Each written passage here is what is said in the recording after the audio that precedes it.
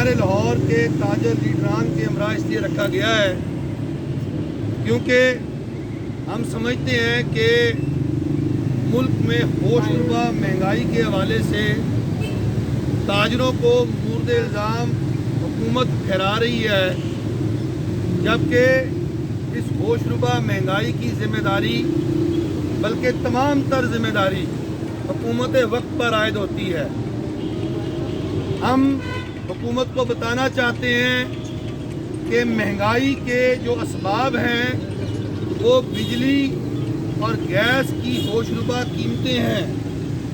ہم حکومت کو بتانا چاہتے ہیں کہ مہنگائی اس لیے بڑھتی ہے جب آپ پیٹرولیم آئٹمز پر ریکارڈ ٹیکس وصول کر رہے ہوتے ہیں اور ٹرانسپورٹیشن کاسٹ بڑھ جاتی ہے۔ مہنگائی اس لیے بڑھتی ہے جب حکومت ریکارڈ قرضے لیتی ہے اور پھر ان قرضوں کی ادائیگی کے لیے نوٹ چھاپتی ہے تو مہنگائی بڑھ جاتی ہے۔ مہنگائی اس لیے بڑھتی ہے جب آپ اپنی کرنسی کو 45 سے 50% تک ڈی ویلیو کر دیتے ہیں اور ڈالر کی قیمت آسمان کو چھونے لگتی ہے، تب مہنگائی بڑھتی ہے۔ مہنگائی تب بڑھتی ہے جب آپ نے پچھلے سال بجٹ میں 800 ارب روپے کے ٹیکسز لگا دیے، اس لیے مہنگائی بڑھی۔ مہنگائی تب بڑھتی ہے جب حکومت وقت جو ہے وہ دھونس، دھاندلی اور کرپشن پہ اتری ہو۔ حکومتیں کرپٹ ہوتی ہیں تو مہنگائی بڑھتی ہے۔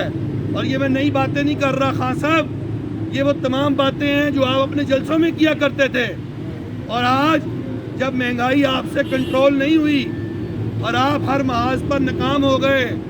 مہنگائی تب بڑھتی ہے جب مافیاز اور حکومت کا نیکسس ہوتا ہے، جب حکومت، انتظامیہ اور مافیاز آپس میں نیکسس کرتے ہیں تب مہنگائی بڑھتی ہے۔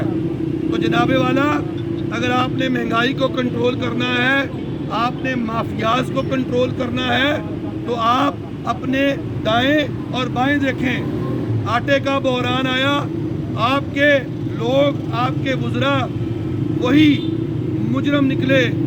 چینی کا بحران آیا، آپ کے قریبی ساتھی اور آج جو سٹنگ وزراء ہیں وہی مجرم تھے۔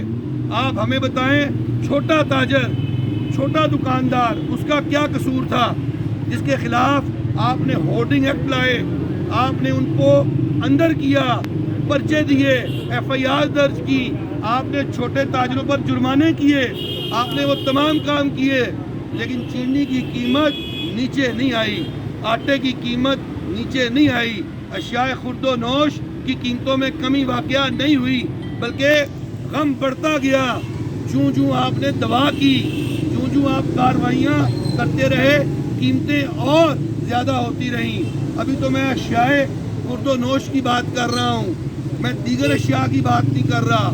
اس وقت کرونا وائرس کے پینڈیمک کو لے کر اور آج تک کم سے کم 40% تک اشیاء ضروریہ کی قیمتوں میں اضافہ ہوا ہے۔ آپ گاڑیوں کی قیمتیں دیکھ لیں، آسمان کو پہنچ چکی ہیں۔ آپ موبائل فونز کی قیمتیں دیکھیں، الیکٹرانکس کی اشیاء، اسپیئر پارٹس، ٹائر، ہر چیز کی قیمت کو آگ لگ گئی ہے۔ تو کیا میڈیسنز کی قیمتیں، دوائیوں دیکھیں، دوائیوں کو آگ لگ گئی ہے۔